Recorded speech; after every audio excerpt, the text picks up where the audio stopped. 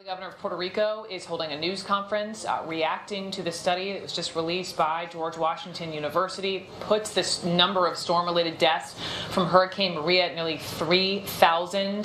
Keep in mind that is a far cry from that official death toll at 64, 46 times the government's official toll. Leila Santiago is with me now, and Leila, from Hurricane Maria at nearly 3,000. Keep in mind that it led to some of these full investigations, and I understand the governor just announced he will now change that official number. Right, so when we run that graphic, we're now going to be able to say official toll 2,975. It will no longer say 64 as it was just minutes ago, because the governor has now said that he will be accepting the findings of this study and make that change to acknowledge, to understand, to let everyone know that Hurricane Maria claimed way more than 64 lives nearly a year ago. The governor also spoke about a few different things that he plans to do in moving forward. He says he wants to establish a commission. He'll call it the 9/20 Commission. 9/20, September 20th, the day that Hurricane Maria destroyed that island. He acknowledged that the protocols to be prepared for planning need to change, and this is somewhat stunning here, Brooke. He acknowledged that Puerto Rico was prepared for a Category 1 hurricane when they prepared for Hurricane Maria, which came just 9 days after Hurricane Irma. So now he's saying, yes, we want to be prepared for a Category 5, because at the time, the lack of communication, the daily challenges that came after the power grid was wiped out, after all cell towers, communication, after all of that happened on that island, they have learned now, and the study confirms that they need to be prepared for much more than a Cat 1 hurricane heading toward that island. Tell me in 45 seconds why this number so matters for families in terms of funding.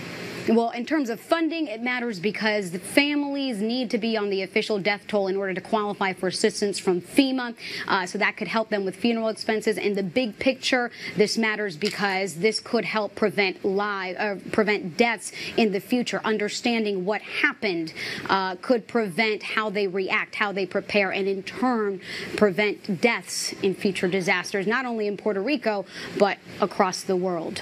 But elsewhere. Leila Santiago, thank you again so much for that, to you and the team in the investigations leading to this official death toll. Thank you. Thank you for watching. I'm Brooke Baldwin here in New York. Jim Sciutto is in for Jake Tapper. The Lead starts right now. Thank you, Brooke. Now, what would give anyone the idea that President Trump has lost confidence in Jeff Sessions? The Lead starts right now. Breaking news as some Republicans suggest it is okay for President Trump to fire his attorney general. The Senate Majority Leader jumps in front of the bus. What he said in moments. A few months ago, President Trump declared North Korea no longer a nuclear threat. Now it appears the nuclear talks may fall apart. Who saw this coming? Plus, today voters in Florida head to the polls while the green blob, sick, smelly slime, is taking over their waters, as if Florida politics could get any more murky. Welcome to The Lead. I'm Jim Sciutto, in again today for Jake Tapper, and we begin with the politics lead, the uncertain future of Attorney General Jeff Sessions. Republican Senator Lindsey Graham, who once warned there would be, quote, holy hell to pay if President Trump fired Sessions, now says that the relationship between the two men is, quote, beyond repair, suggesting the Attorney General be replaced after the midterm elections. Graham telling CNN this just minutes ago. Here's what I know, that Trump doesn't like him and that this relationship is soured, and I'm not blaming Jeff. It can't go on like this. I mean, it's either got to get better. It's just not good for the country. Sessions has been the very public target of the president's ire, essentially since Sessions recused himself from all Russia-related matters last year. President Trump repeatedly insulting Sessions on Twitter over the Russia investigation, with the Attorney General firing back, quote, the actions of the Department of Justice will not be improperly influenced by political considerations. CNN's Phil Mattingly is on Capitol Hill for us today. Phil, despite these increased calls from Republicans that the new Attorney General might be replaced, minutes ago the Senate Majority Leader seemed to try to get in the way of that. What did he have to say? Yeah, Jim, whether it was jumping in front of a bus or slamming on the brakes, the Majority Leader, despite those rumblings you mentioned from the rank and file inside of his conference, making clear the Attorney General should go nowhere. Take a listen. There seems to be renewed interest, including by some members of your conference, in the job that Attorney General Sessions is doing. Does he still have your confidence? Do you still think he's doing a good job in that role? Yeah, I have total confidence in the Attorney General. I think he ought to stay exactly where he is.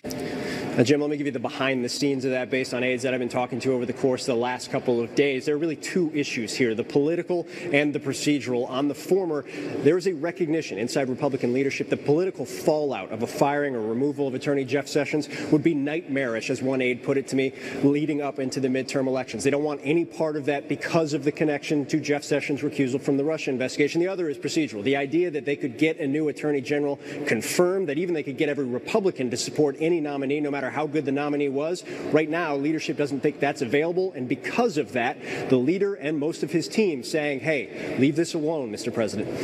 Phil, we understand that a source is telling CNN that waning support among some Senate colleagues for Sessions isn't entirely due just to the tension with the president. What's behind it then? Yeah, I think this is a really important point. People think it's about the president's relationship. Obviously, that's what Senator Graham was referring to, or if this is about the Mueller investigation.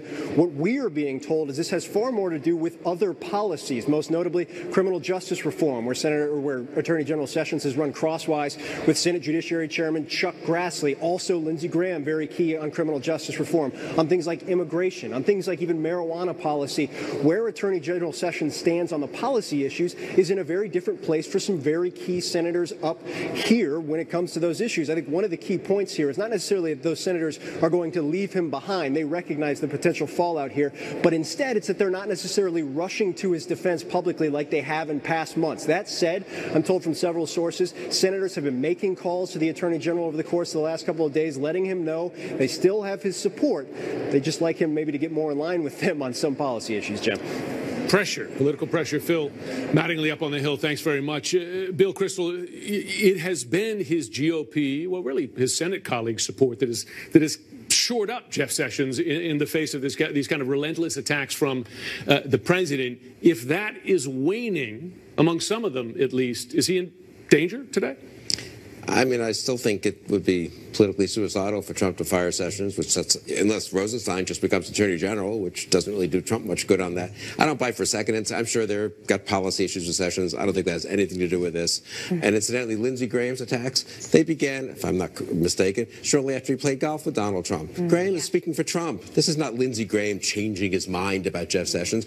Lindsey Graham, in a very unfortunate way, in my opinion, has decided to carry water for Trump for whatever reason. He thinks it's the right thing to do. He himself wouldn't mind being in the Trump cabinet. Who knows what. So this is part of the Trump assault on Sessions. I don't think people should kid themselves at all that, a lot of Republican senators independently have decided that suddenly their former colleague Jeff Sessions shouldn't be there. And McConnell, I think, knows what's going on. And McConnell thinks it would be disastrous for Trump to fire Sessions, and that's why he stepped up. And that was a pretty clear signal, was it not, from Mitch McConnell there? Because he has, bided his time occasionally on making public statements like that. McConnell's very deliberate. He's very careful about how he speaks. He's not somebody to talk about having full confidence in somebody if he doesn't actually feel that way.